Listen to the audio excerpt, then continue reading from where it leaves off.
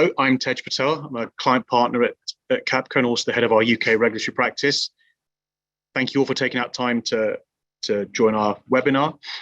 Whilst there's quite a few enhancements in the regulatory space coming down the line when you look at transaction reporting for the next 24 months or so, today we're going to focus on EMIR Refit and give you some insights from our panels and talk about some of the various challenges and things to consider as we get closer to that deadline.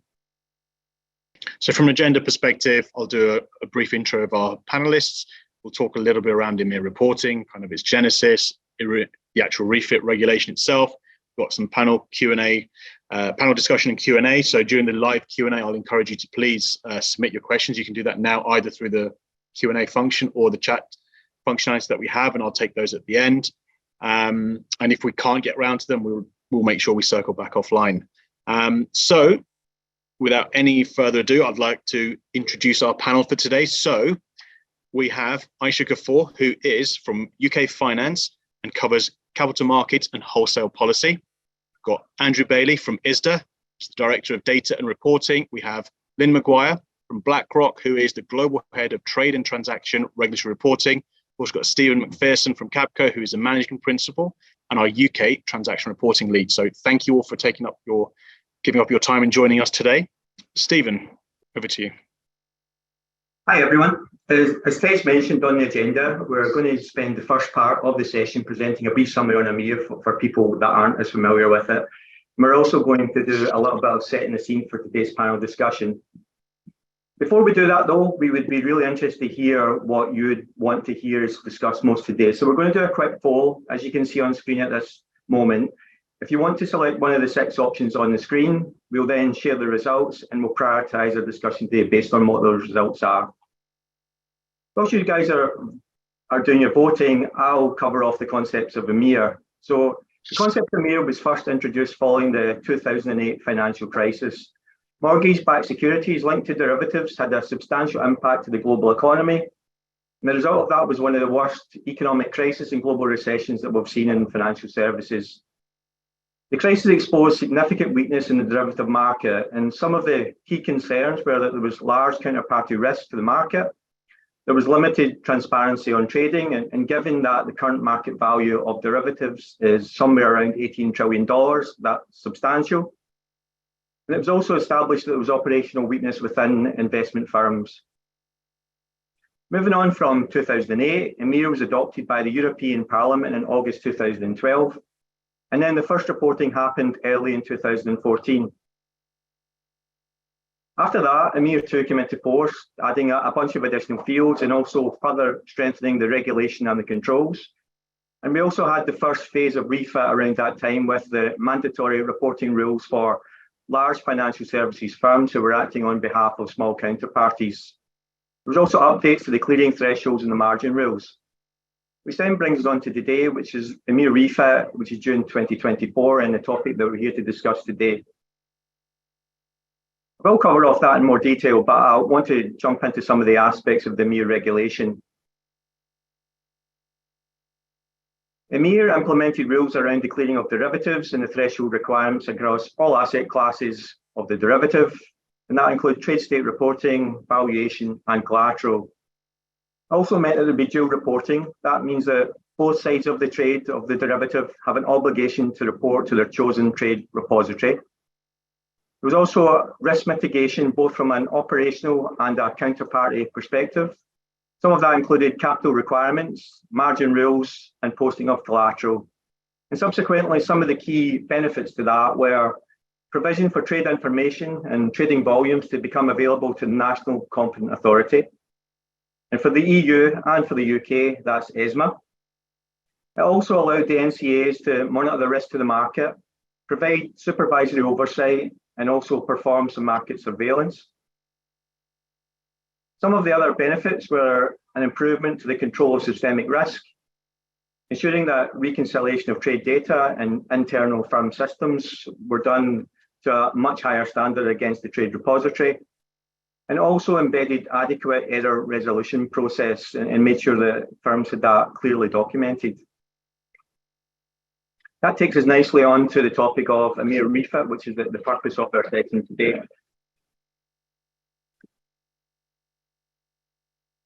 So the scope for EMIR, it covers both EU and UK financial counterparties and non-financial counterparties. There are also some third-party equivalent markets that are in scope depending on jurisdiction rules. The product scope covers all derivatives, so FX, equities, commodities, credit, and interest rates. And the key go-live dates for that are, firstly, for the EU, the 29th of April 2024, so just under a year. And for the UK, the 30th of September 2024, so slightly longer period for UK reporting. We are, I'm sure, going to talk much more about EMIR Refit, but I just wanted to highlight some key reporting changes before we did that. There are going to be 86 new fields and modifications to 74 existing fields, which gives us a total of 203 fields that need to be reported. That covers all asset classes, and it also goes across the trade state reports on a daily basis, your collateral and your valuation end-of-day reporting.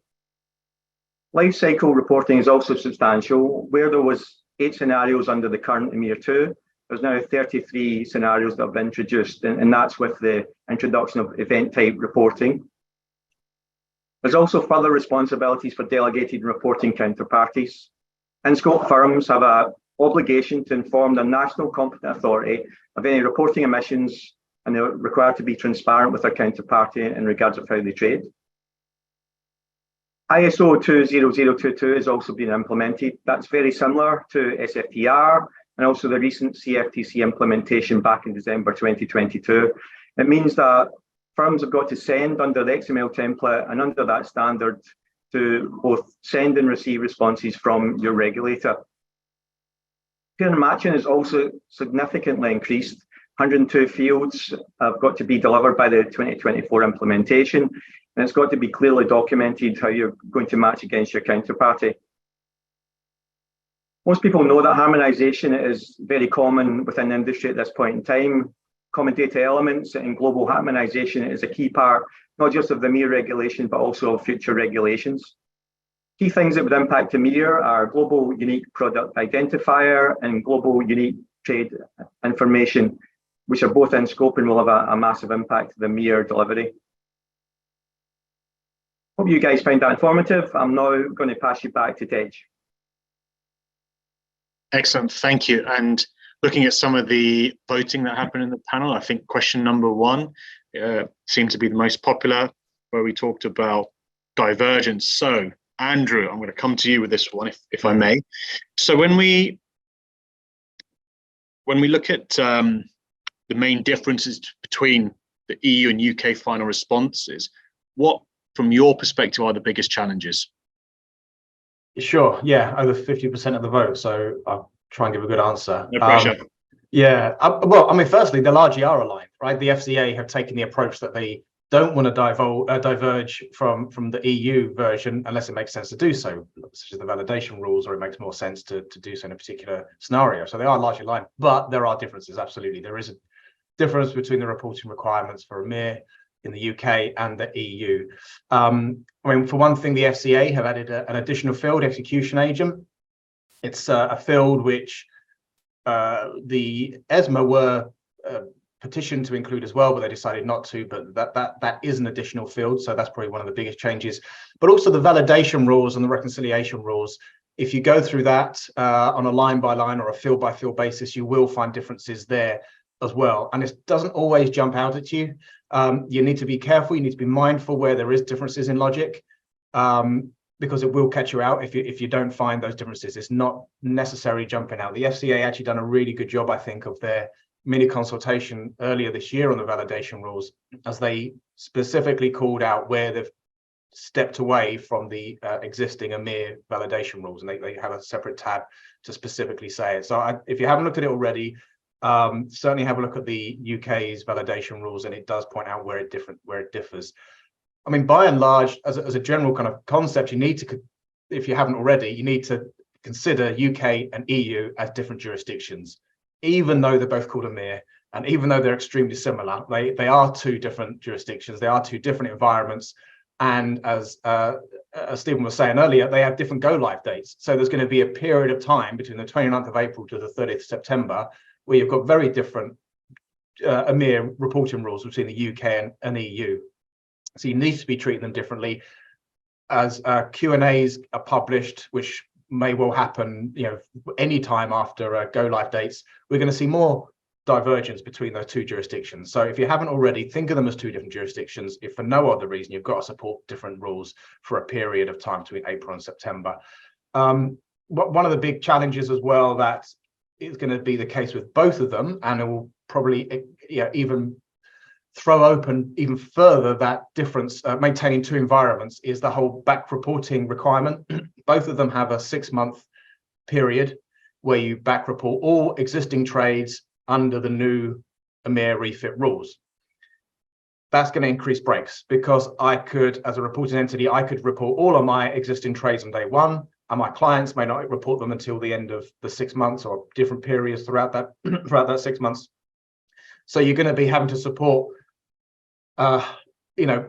support an increase in breaks, two different jurisdictions going live at the same time.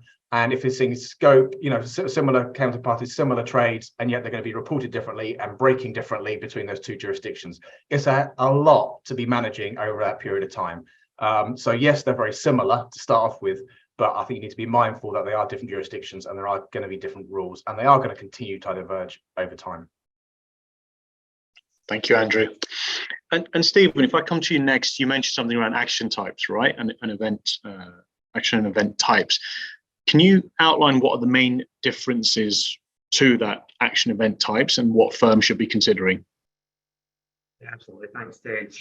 But just for some context, having worked within a trade and transaction reporting function, action types always been very problematic, actually. And if you look across the industry, it always features prominently on the list of top breaks seen across most organisations, whether that be timing or some other issue towards it. So I'm sure the mapping of it will be very significant, and there'll be a lot of BAs currently at the moment engaging with upstream teams, trying to define what event types will be required and how they will match in with the action type there. The substantial thing is the increase from 8 action types under the current version of EMIR and now up to 33 distinct action and event types. So I think it's a great thing for the industry that there's going to be more transparency over what events are taking place internally within a firm, but it is going to be problematic, I think, for, as I said, BAs to go and try and map those fields, make sure the flow of data down to your downstream systems, whether that be your rules engine, your reporting system, or if you've got a third-party vendor system, you will need to make sure that you can consume that data and go with the appropriate response to the regulator in regards of the event type that's taking place and the action type that would follow.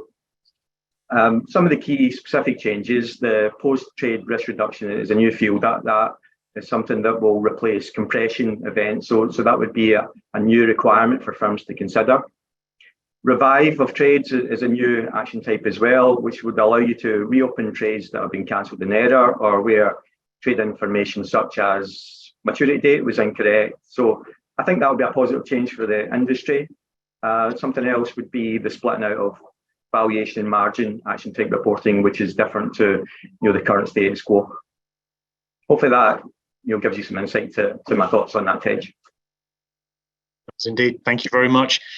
And if we look at, Lynn, if I can come to you next, if we look at some of the changes being implemented by ISO 20022, could you just give me your thoughts around that in relation to the EMIR Refit changes as well, please?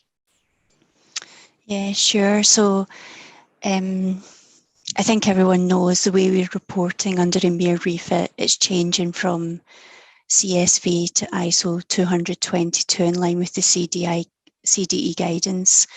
And I've been on many calls, as I'm sure many people on the call today have been, but can we still do CSV, and can we make amendments in CSV, and can we still do this in CSV?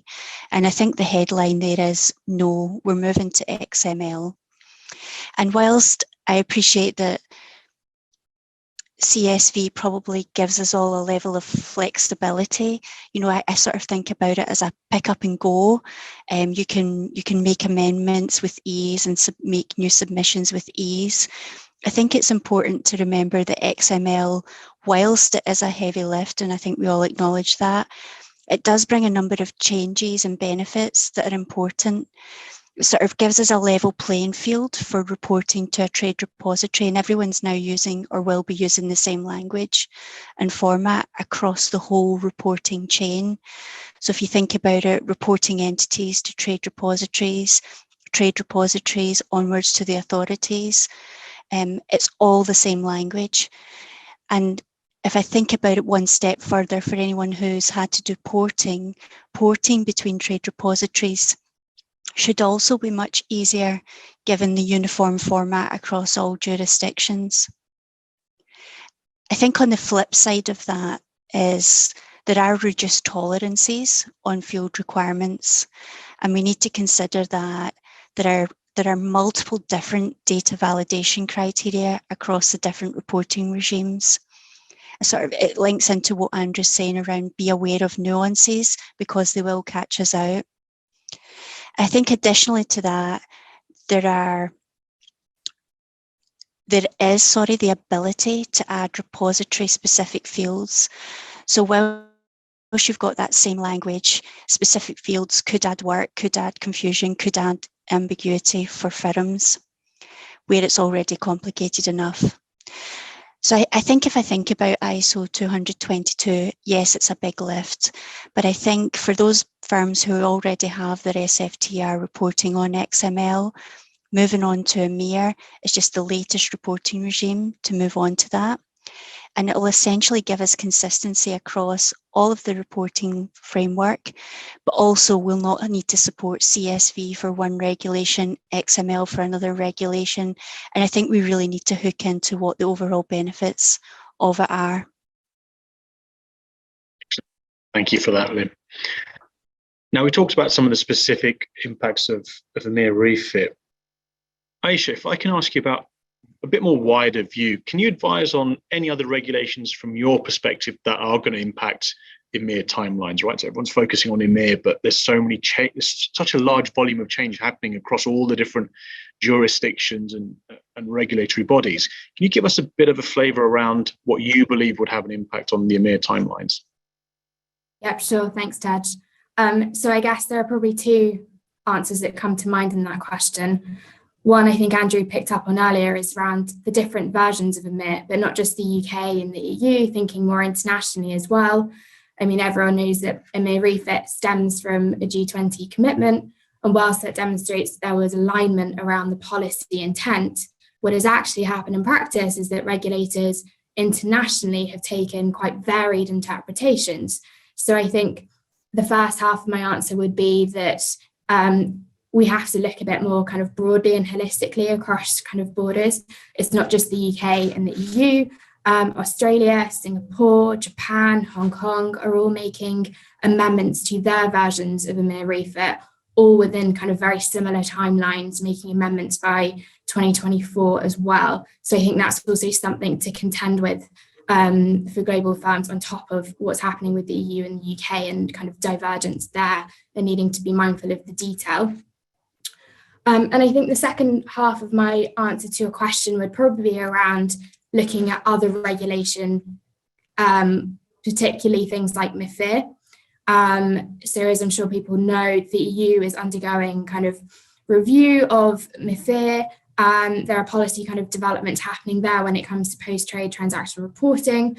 And similarly in the UK, the FCA, following the wholesale markets review, have been consulting and published their policy statement around updates to post-trade reporting and how they plan to take that forward in MiFIR, around kind of things like splitting out post-trade reporting from SI obligations and creating a new designated reporter regime. So that's all still to kind of be operationalized and work through with also a 2024 implementation. So I think taking one big step back, it's thinking about all of these pieces in the round and thinking about how we implement all of them kind of together and efficiently and not missing any of them out. Thanks, Tej. Thank you very much. Andrew, from your perspective, are there kind of technical solutions or technologies out in the market that can help make implementation of new reporting rules easier and less costly? Yes. I mean, there is a tendency, isn't there, when we're faced with challenges and adversity, there's innovation that comes out of it.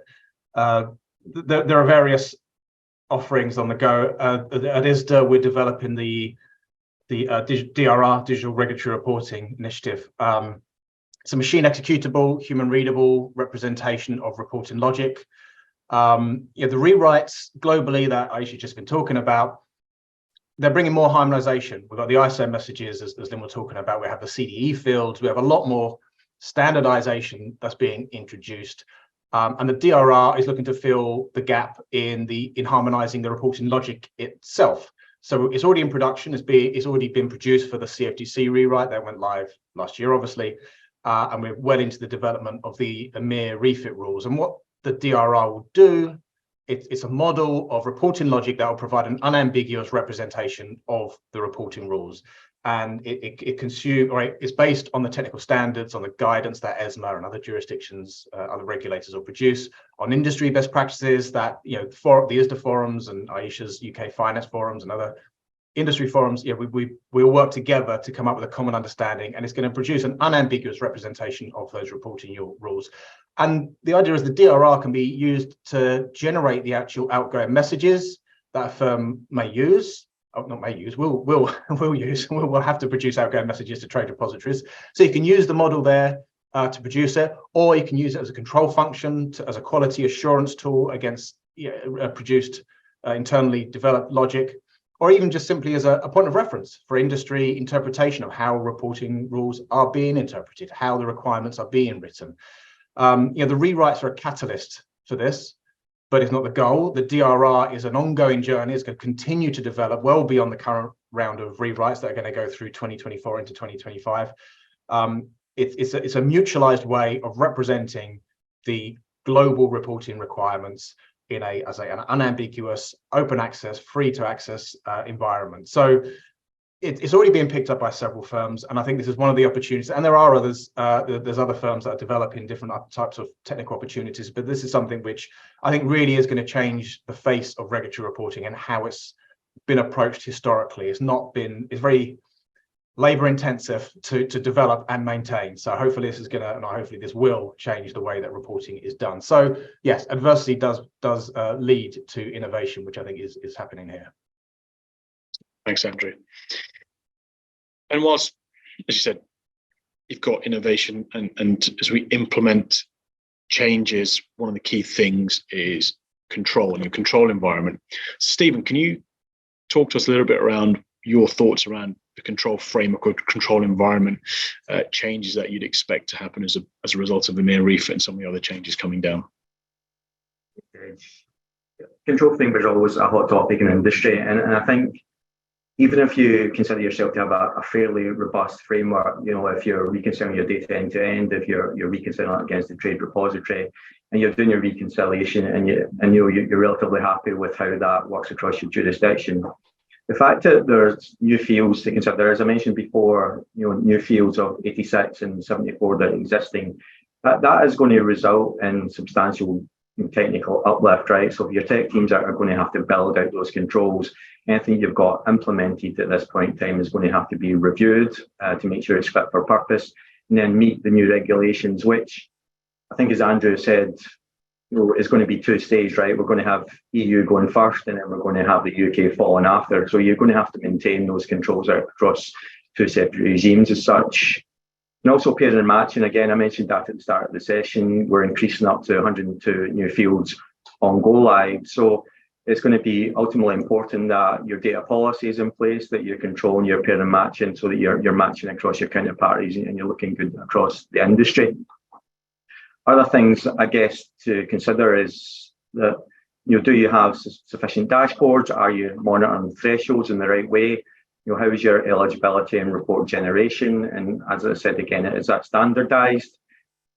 Given the amount of effort that you're going to have to undertake at this point in time, do you have the opportunity to step back and look at automation of controls or how you can implement something that would improve the process or reduce the cost of that?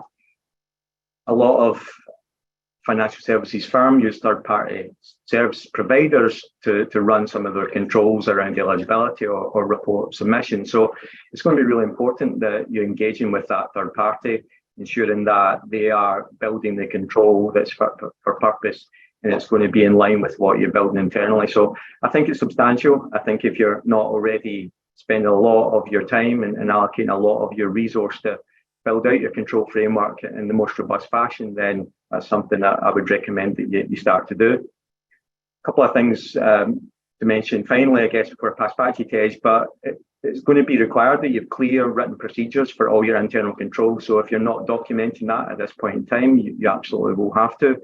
And also, I'd recommend an independent audit of your controls on a regular basis. I think that's clear in the regulation. They'd be looking for that type of activity to take place. Okay, thanks for that, Stephen. And if we think about some of the reporting responsibilities as such, Andrew, could you provide some insight to the enhanced responsibilities firms will face post-delivery of EMIR in relation to supervisory reporting and industry transparency? Yeah, I think this is really important, Tej.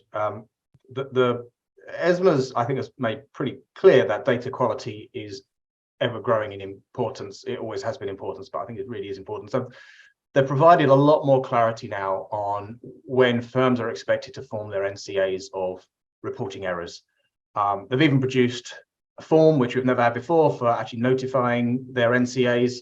And this additional clarification is definitely welcomed, but it comes with challenges. If anyone has read the guidance document, it's probably the most complicated part to follow. There's still some questions, I think, as to how it is to be followed exactly, which we're trying to work through, certainly at ISDA with their members. So we do have some open questions on how it's going to be managed, and firms need to consider themselves. This isn't an industry solution as such. Firms really need to look at this internally as well, how they're going to manage their errors and omissions notification. And it gets even more complicated when providing delegated reporting services, but I'm not going to get into the details now. But nonetheless, good data quality is going to be expected, so firms must be prepared for that. And ESMA also expect firms to have clearly documented procedures that are going to be readily available for how the reporting requirements are met and how they're managed, how they deal with errors and omissions. This is a requirement. This isn't a request from ESMA. This would be nice to have some procedures. This is mandated now. So if you don't have it already, and I'd like to think, all firms do have clear procedures, but if you don't, it will be a requirement under EMIR Refit. That's been made very clear. So yeah, it's the whole aspect of reporting accuracy and informing NCAs. This is becoming ever more important, and there's so much we can do as an industry, but every firm needs to be ready and prepared for that as well. Thanks, Andrew.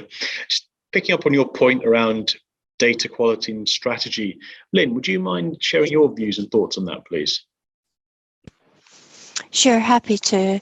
I think Stephen mentioned this earlier, right? But the vast majority of fields are changing. I think, just in case anyone's forgotten, I think there's about 86 new ones. There's about 74 that are being modified. There are updates on names, there are updates on definitions, updates on format, which we've just talked about.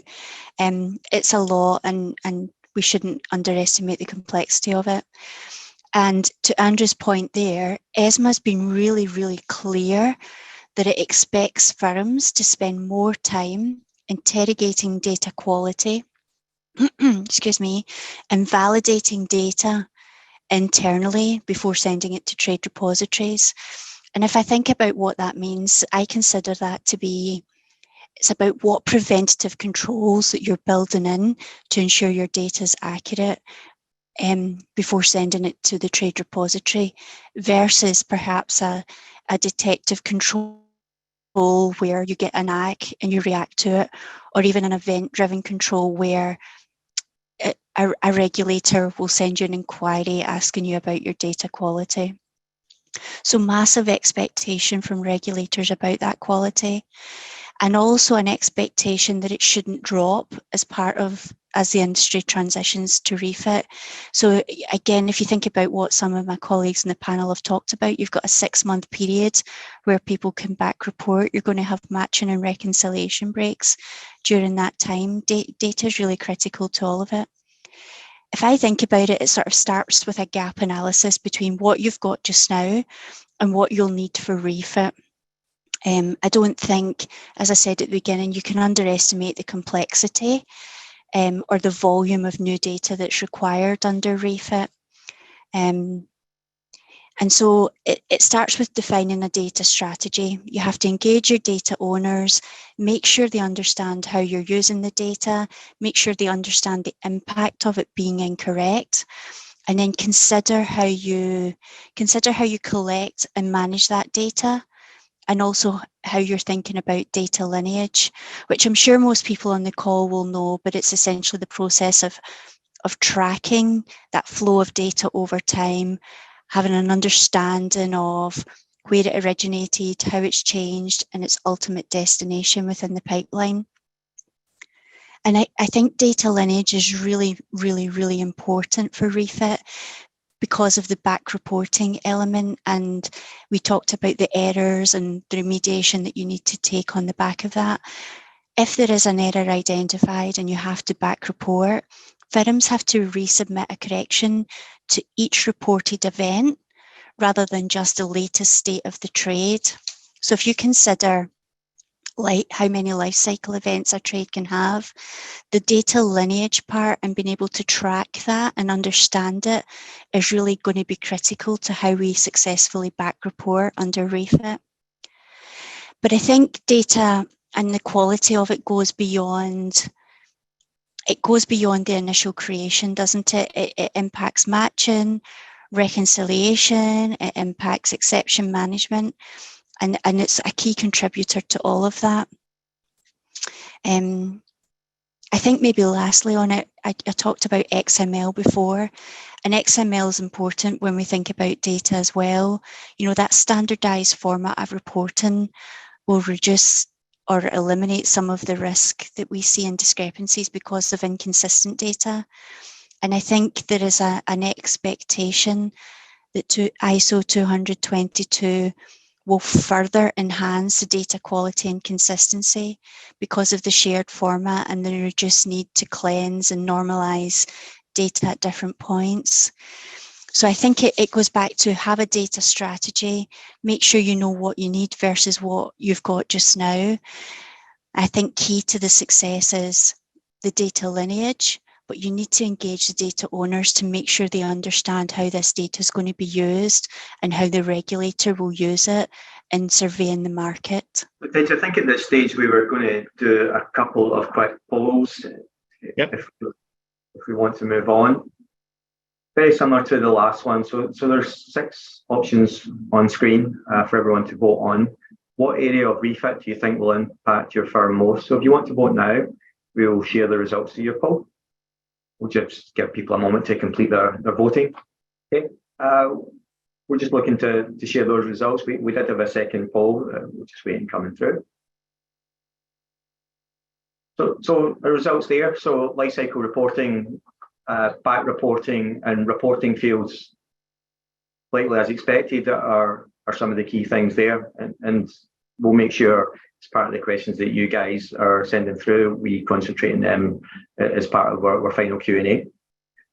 We've also got a second poll, and we can flip onto that now.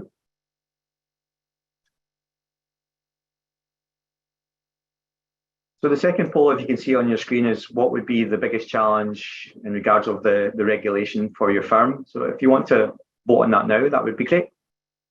So lack of SME expertise comes very high on the list. As expected, there's a lot that we see where BAs are required to go and look at complex data. And given the challenge of regulation, it's expected that having the expertise in-house is really important to most people. Budget's also featuring prominently there, and the diversions, as Andrew talked to earlier on, is high on people's list as well. Thanks for that. I'll pass back to you, Tej. Excellent. Thank you very much. Right. So I think before we kind of step into into the Q&A, I'd like to give the panelists a chance to kind of leave some key considerations back with the audience. So if I can start with Aisha, can you talk about the kind of 3 things you'd like the audience to take away from today, please? I guess one thing would be engaging with industry groups and counterparties. I think it's really important to have those conversations. Probably can't underestimate the importance of planning when it comes to all of these changes. So definitely kind of would emphasize that. I think my second answer kind of stems from that, which would be around kind of drilling into the increased field count. There's a lot to go through there in terms of kind of a gap analysis of which Lynn alluded to earlier around kind of the gap between what we have today versus the key changes. And I think my third thing would probably be going back to kind of UK EU divergence and just to guess the planning and preparation that will go into that. Thank you. Andrew? Perhaps unsurprisingly, considering I'm from a trade association as well, get involved, definitely, as Aisha said. But UK Finance is many other trade associations. We have our reporting working group calls. Get involved with them, join in, participate. Most importantly, share your findings. Right, there's no benefits from finding an issue and keeping it to yourself when it comes to regulatory reporting. So participate in these forums. These are opportunities as a collective to work through the problems. The lack of SME experience that just came up as one of the big issues, one of the biggest challenges. Join these forums. You've got the best SMEs in the world are joining, the UK Finance, the ISDA, the FIA, the IA, all these working groups. These are where the SMEs come together to work through these problems. So get involved. And also budget was a big concern. Again, this is an opportunity to use your industry peers' knowledge. I'll hark back to what I said earlier about the DRR as well. That's a way of reducing costs because it's going to have a mutualized approach. So it will help reduce understanding and implementation. So that's certainly one thing. There's no such thing as under-preparing when it comes to all this. The devil's in the detail. When it comes to reporting, details really, really do matter. So make sure you've looked at every field. Make sure you've looked at what your controls are. Make sure you've looked at where there are divergences because they're not always obvious, and not just between UK and EU, but other jurisdictions as well. So get involved and look at the details and share that details. Thank you. Lynn, how about yourself? So you're going to get 3 out of 3 here around industry participation and engagement. And I think that just goes to emphasize the value add that it does. As Andrew said, people talked about SME knowledge. There is a huge collective intelligence when you dial into and participate in industry engagement that helps move it forward and solve for problems. The second one for me would be data, not just because that was something I was talking about, but I think don't underestimate how critical getting the data strategy right and understanding where it's coming from and understand that data lineage.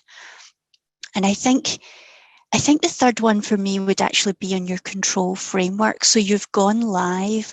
What does your control framework look like for you to identify exceptions and remediate them in a timely basis and sort of be compliant around that escalation and error identification and all the strict sort of prescriptive rules that come around what that will look like post go live?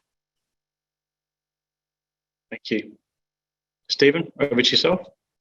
The first one I would say are the new fields, as I mentioned earlier on, and some of the rest of the panel did too. There's a substantial amount of new fields and modifications to existing fields. So performing analysis of that, doing your kind of front to back traceability exercise, I think will be really important to make sure your data is correct, to make sure you're validating yourself against industry standards that are going to result in you receiving an acknowledgement for any trade reports you send. And again, that includes your trade state, your collateral and your valuation. So it's a substantial piece of work, and people talked about, or certainly on the poll mentioned that SME knowledge within the firm is really important to them. So having SMEs perform that and get their head around the amount of fields, the amount of data that's going to be flowing down, I think is going to be important, and they're going to need space to do that effectively within the timelines of the regulation delivery. Next one I would pick is probably ISO 20022. Is something that was delivered as part of the SFTR and also the recent CFTC one, as I mentioned before. I think given that you need to change the format of your reporting, ensure that it's in XML and it can not just be sent to the regulator, but it can then consume any acknowledgements back from the regulator. It's going to be costly, there's going to be a substantial amount of resource needed and a substantial amount of testing required to complete that. So that would definitely be my number two. And we've mentioned that a lot, but harmonisation, I think, is really important, not just for EMIR, but again, going back to CFTC, I'm sure a lot of people on this call went through the CFTC delivery as part of December 2022, and they will have an insight to how they harmonise it across the industry, what the common fields are with EMIR. And as we talked about again earlier on, I think Aisha mentioned the regulations that are coming down the line. You want to try and future-proof your business for any further changes. So I would say harmonisation is really important and should be near the top of the list. Thank you. I'm going to take us in to the Q&A now. And we've already had a couple of questions coming in. So I'm going to start off with the first one that was submitted. So I think, Andrew, I'm going to aim this one at you first. But again, the rest of the panel, please feel free to jump in. So the question is, are firms able to confirm approach if they intend to migrate to the new standards for all positions on day one at the end of the 180-day window or over the course of the 180-day window? Right, yes. So this is something I spoke about earlier with the back reporting. So the conversations I've had, I put this very question to ISDA members a few months ago. It's all of the above, right? Some firms are going to backload or back report all of their trades on day one. Others are going to wait right until the end of the 6-month period, and others are going to do it periodically, perhaps depending on the equity systems are more adapted to doing that than their rate systems. So, there's going to be various reasons. There's no one answer, right? This is the problem. I have spoken with ESMA and the FCA. They are aware that over this 180-day period after the initial go live date, it's going to be pretty messy when it comes to breaks. They are aware. What I would suggest is you, and I think Lynn has spoken about this, is you communicate to your counterparties. Think about what the outreach is going to be. If you want to be trying to coordinate when you're going to report, then speak to them now, speak to them ahead of the go live date. And it may not be you might be just have to manage it rather than all report on the same day. So there's no one answer to that, unfortunately. It'd be nice if there was. I think it's good to have the flexibility, but it is going to be a pretty, the matching reports will be pretty messy for 6 months. Thank you. And another question we've had, so one of kind of the top challenges outlined was the change from CSV to XML. The question is, will the use of XML make or be more costly for firms since CSV is so commonly used? Now, Lynn, do you want to give a view as we touched on it in the earlier section? Yeah, happy to.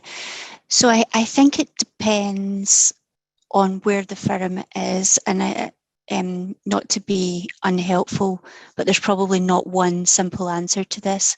And what I mean by that is, if you have a firm that has already moved to XML for SFTR, but you're also maintaining CSV, whilst there's a heavy lift at the beginning, I think there are benefits further down the line because you've got a consistent reporting model and you're not having to maintain two. And if you've got that global view and you support more than one regulation, let's remember that ASIC will be moving to XML, MAS is moving to XML. So while CSV is very commonly used just now, there is a real shift to use XML, but that will ultimately depend on the firm. I do know that in industry there are a couple of vendors who are saying, send us your CSV and we will convert it to XML for you. And that might be a route that some firms go down. But I think the answer really depends on the firm, what it's doing just now and what it hopes to do in the future. Thank you. Another question that's popped in.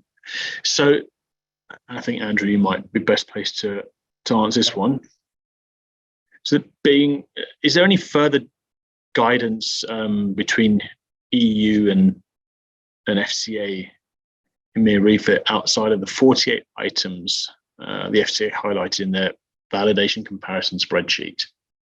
So not that I know. This probably comes back to what we've all been saying earlier, is join the conversations, because if somebody finds another area which does diverge, then flag it up, put your hand up and let us know, because it will be good to, you don't want to be the only one that finds that, because you can end up with lots of breaks. If there are any other issues, and we may not really know this until we're really getting into the coding of the UK reporting, or in fact when the UK come up with their guidance, right? So a lot of the EU EMIR reporting requirements have been framed in ESMA's guidance document. The UK are going to do something similar. There may well be differences in that. So for the minute, as far as I'm aware, it's those items that the FCA have called out, but there may be others hiding we don't know about or will come to light in time. Okay. And while you have the mic, we have a question around, do you have a sense of how many firms are planning to use the DRR for EMIR Refit? Yeah, good question. So yeah, so I mentioned a couple of ways of using it. You could use it to actually generate your reports, but from my conversations I'm having with member firms, it's more likely they'll use it as a validation tool. There are some firms who are going to go the full, the full way and actually generate their outgoing reports using DRR, but a lot of firms use it as a validation. So they'll submit their reports and they'll do like a parallel generation against the DRR. And there's different flavors of that. They might do it for every trade. They might just do it during testing. They might do it every couple of weeks or something like that. I don't know. So I can't give you a definitive answer as to how many exactly, but every week I'm getting more approaching me looking to utilize it in some capacity. Happy to go into more details if people wanted to reach out to me, but it does look to be the most common way to utilize it at the moment is as a control function, which is great, because I think that's a control that we've not really had up until now. So it's a great control to have. Okay, thank you. And then just having a look, and Lynn and Stephen, I'm probably going to come to you on this one, but what are the main changes or impact to the reconciliation of data and how counterparties interact on reporting data quality?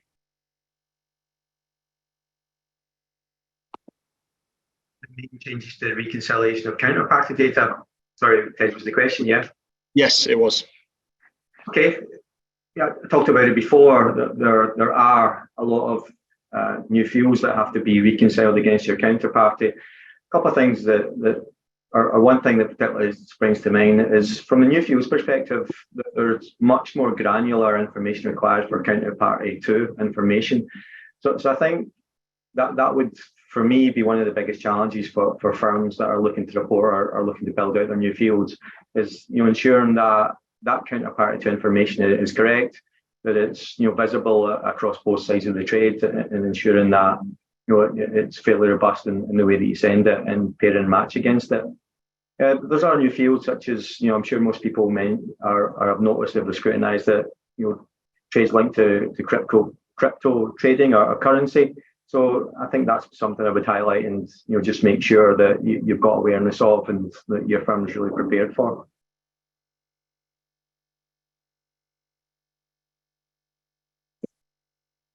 Thank you. Another question that's just come through: how will this likely, the general, I think that's, and whoever's asked the question, because it's come up as anonymous for me, if there's more context, please let me know. But otherwise, the question I believe is around how these changes from the EMIR Refit perspective prove more complex for those performing delegated reporting, right? What's the additional complexity and risk introduced as a result of this?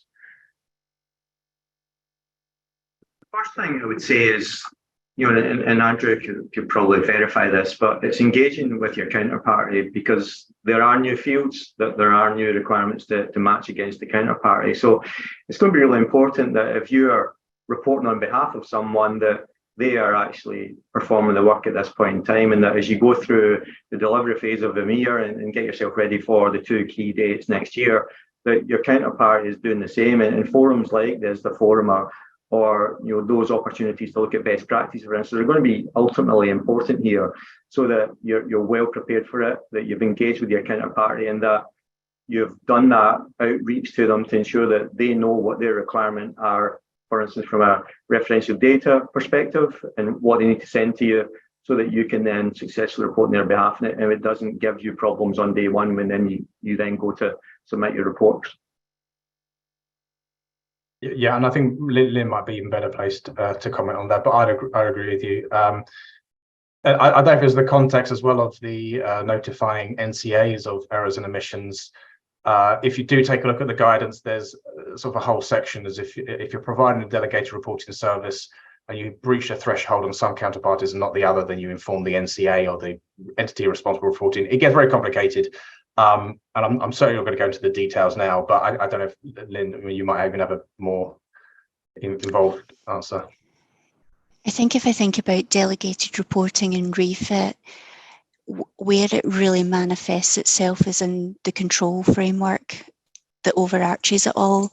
So whilst you might not need to build reporting as such and be able to send it, your control framework will need to be enhanced for all the changes, all the new data fields, all the changes in data fields, to oversee and make sure that that delegated reporting is being complete and accurate on your behalf. And then, as Andrew said, it's the escalation of notifiable breaches. You'll need to agree actually quite strict service level agreements between notification, identification, etc., etc. So I think where it has the biggest impact, where refit has the biggest impact on your delegated reporting, it's on the control framework that overarches how you ensure complete and accurate reporting being done on your behalf. No, completely. Thank you. And thank you to everyone who's asked the questions in. I'm conscious of where we are at time. So look, on behalf of CAPCO and the audience, I'd like to thank Andrew, Aisha and Lynn for your time and insights and sharing kind of your views and expertise and answering some of the questions that have come through for us. As a few of the panelists have said, if there are any specific questions, please feel to reach out afterwards. But again, thank you for all of your time and for joining.